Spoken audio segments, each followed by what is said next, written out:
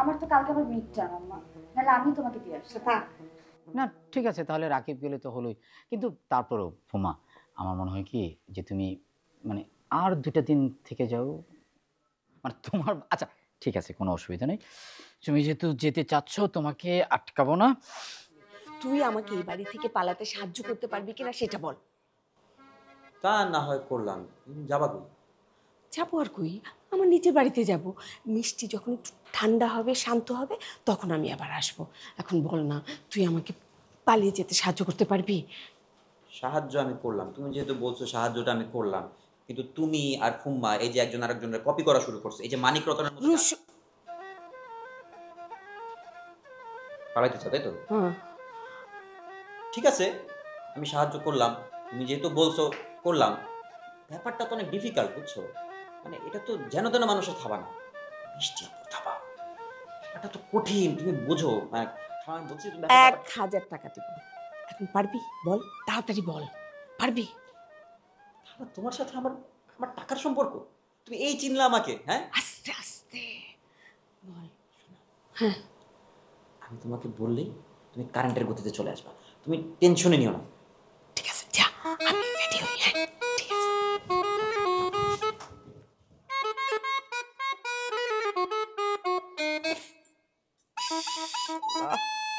তুমি রকম কর আল্লাহ। আম্মা হ্যাঁ, তোমার কি বেশি খারাপ লাগতেছে? না মানে গন্ধ তো এখন আর নাই।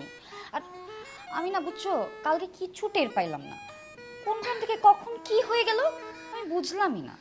কানের মধ্যে ইয়ারফোন দিয়ে রাখতে টের পাবি কি করে?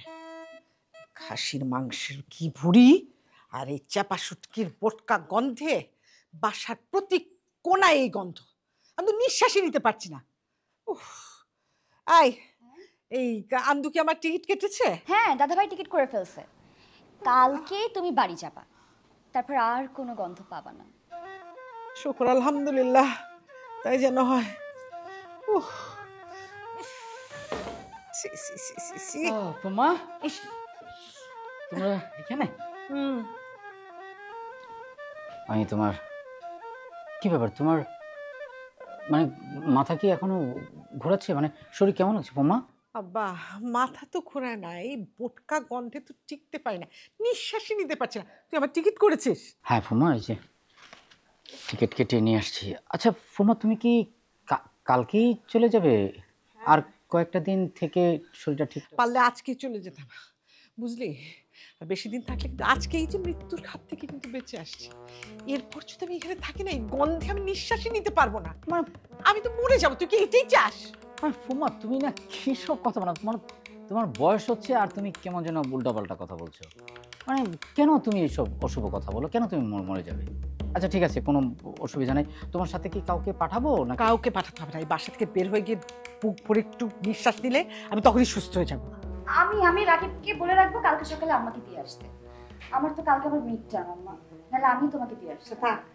না ঠিক আছে, তাহলে রাকিব গেলে তো হলোই, কিন্তু তারপরও ফুমা আমার মনে হয় কি যে তুমি মানে আর 2টা দিন থেকে যাও, মানে তোমার আচ্ছা ঠিক আছে কোনো অসুবিধা নেই, তুমি যেহেতু যেতে চাচ্ছ তোমাকে আটকাবো না। ফুমা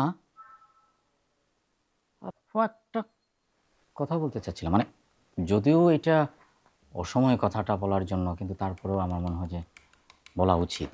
বল আব্বা। আর আমার নাতি নাতনিরা নানি নানি বলে আমার বুকের উপর চলে আসবে। এই জন্য তুমি আমার ইচ্ছার বিরুদ্ধে বিয়ে দিয়ে দিবা? তুই থাম।